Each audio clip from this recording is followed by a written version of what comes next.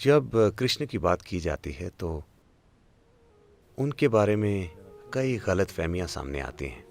जब हम कृष्ण कहते हैं तो ज़्यादातर लोग बस मक्खन, लड़कियों और बांसुरी के बारे में सोचते हैं।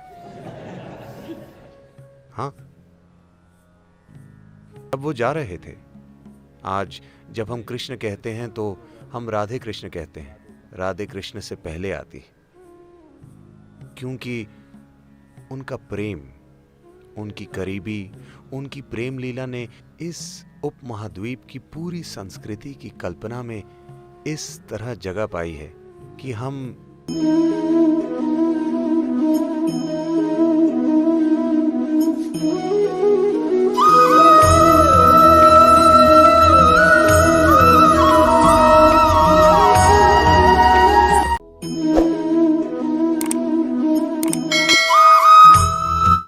जब कृष्ण की बात की जाती है तो उनके बारे में कई गलतफहमियां सामने आती हैं।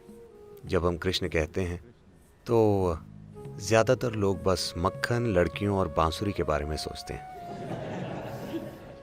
हाँ, लेकिन हमें समझना चाहिए कि मक्खन में उनकी रुचि सिर्फ 6 या 8 साल की उम्र तक ही थी और लड़कियों का साथ सिर्फ 16 की उम्र तक था।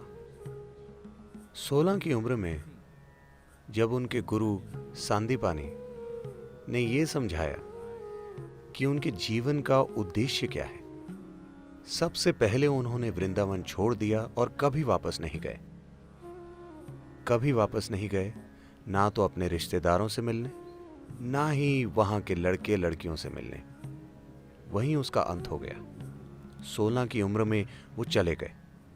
जब वो जा रहे थे, आज जब हम कृष्ण कहते हैं तो हम राधे कृष्ण कहते हैं। राधे कृष्ण से पहले आती, क्योंकि उनका प्रेम, उनकी करीबी, उनकी प्रेम लीला ने इस उपमहाद्वीप की पूरी संस्कृति की कल्पना में इस तरह जगह पाई है कि हम कृष्ण राधे नहीं कहते, हम राधे कृष्ण कहते हैं।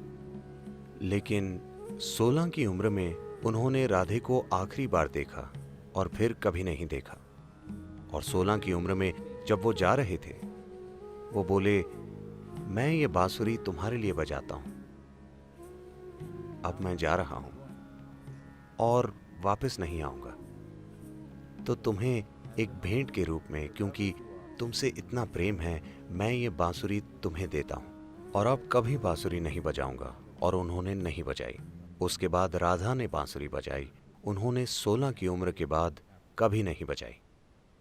16 से 21 की उम्र तक वो ब्रह्मचारी की तरह जिए। उन्होंने संन्यास ले लिया, ब्रह्मचारी की तरह जिए, जबरदस्त साधना की। उसके बाद उनका पूरा जीवन समर्पित था राजनीतिक प्रक्रिया और आध्यात्मिक प्रक्रिया का मिलन करवाने के लिए। इसका अंत तबाही के साथ हुआ, लेकिन उन्होंने हर संभव काम किया। इन चीजों की कभी बात नहीं की जाती। उत्तरी भारत के मैदानों में उन्होंने 1000 से ज्यादा आश्रम बनवाए, क्योंकि वो आध्यात्मिक प्रक्रिया को अलग चीज नहीं बनाना चाहते थे। वो आध्यात्मिक प्रक्रिया को जीवन का हिस्सा बनाना चाहते थे। जैसे हम जीते हैं, जैसे हम ब्रश करते हैं, वैसे ही ध्यान करें। वो आध्यात्मिक प्रक्रिया को एक अलग तत्व की तरह नहीं, बल्कि जीवन की मुख्य धारा में लाना चाहते थे। विशेष रूप से देशों के शासकों के जीवन में, उन सभी देशों के जो उस समय मिलकर भारत बनाते थे।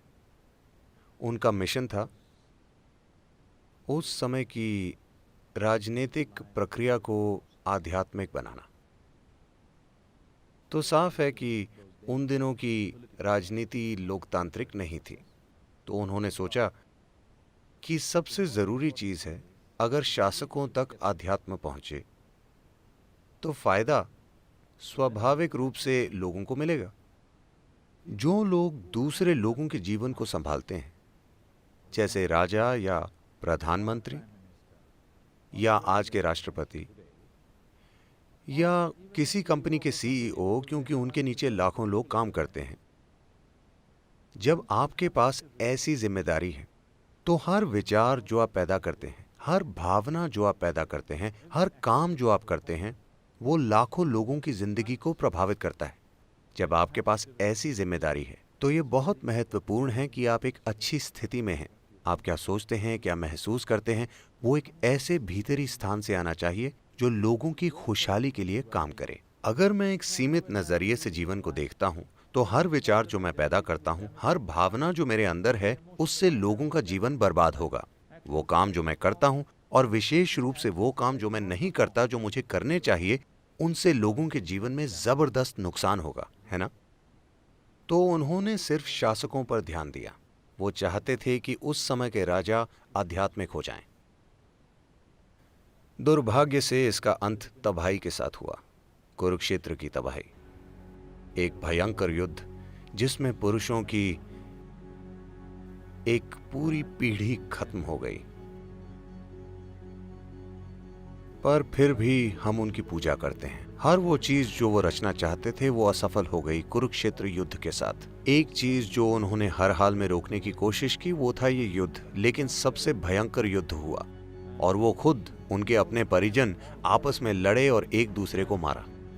पर हम उन्हें भगवान कहते हैं क्योंकि इस सब के बीच वो आनंदित थे, वो अछूते थे। एक भयंकर सच्चाई, एक भयंकर नाटक से जो उनके आसपास हो रहा था, पर फिर भी अछूते। इसीलिए हम उन्हें भगवान कहते हैं। ये आप भी कर सकते हैं, है ना? आप दुनिया में सबसे सफल बनेंगे या नहीं, ये कई सच्चाइयों पर निर्भर है। पर क्या आप एक सफल मनुष्य हैं? मतलब आप अपना जीवन जागरूक होकर चला सकते हैं, या जब जीवन आपको परेशान करेगा तो आप एक जानवर बन जाएंगे? यही सवाल है। अगर ये एक सवाल आप सफलता से संभाल लेते हैं तो हम आपको भी भगवान कहेंगे। हाँ,